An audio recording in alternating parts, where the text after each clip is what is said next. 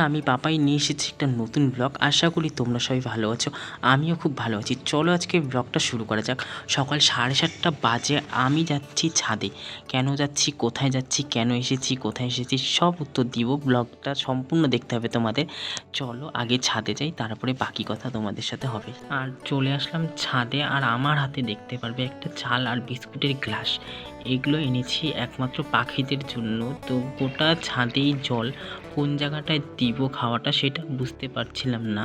আর তোমাদের দেখাচ্ছি, দেখো চারিদিকের ভিউটা এতটা সুন্দর লাগছে দেখতে। প্রচণ্ড হাওয়া হচ্ছিল আর গরমও কিন্তু ছিল। আর যেহেতু জল ছিল সেই জন্য পাখিদেরকে কোথায় খাওয়া দিব সেটা বুঝতে পারছিলাম না। তো ওই বাড়ির ছাদটা ফাঁকা ছিল, তো সেখানেই বিস্কুটগুলো আর চালগুলো দিয়ে দিলাম। একটু পরে পাখিরা এসে ওখান থেকে খেয়ে নেবে। আর ছাদের আমি অন্য সাইডে গিয়ে তোমাদের একটু অন্য সাইডের ভিউটা দেখাই। দেখো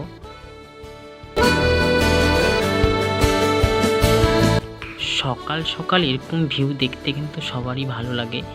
যেমন হাওয়া তেমন রোদ তেমন মেঘ। আর আমি কোথায় এসেছি তোমাদেরকে বলছি, আমি এসেছি আমার দিদির বাড়িতে, মেখলিগঞ্জ। আর আমি আজকে এখানে আসছি 2 দিন হলো, আমি কাল বাড়ি চলে যাব। আর হচ্ছে তোমাদেরকে চারদিকের ভিউটা একবার দেখাই ছাদের। আর আমি এখন যাব নিচে, আর নিচে যাওয়ার সময় আমার চোখে পড়লো খুব সুন্দর একটা জিনিস। এর এত সামনের থেকে ভিডিও করার পরেও কিন্তু আমাকে ভয় পাচ্ছিল না, এই জিনিসটা আমার খুব ভালো লাগছিল। আমি ওকে ডিস্টার্ব করি না, মাঝখানে একবার দেখো উড়ে চলে যায়, তারপরে কিন্তু আবার এসে বসে।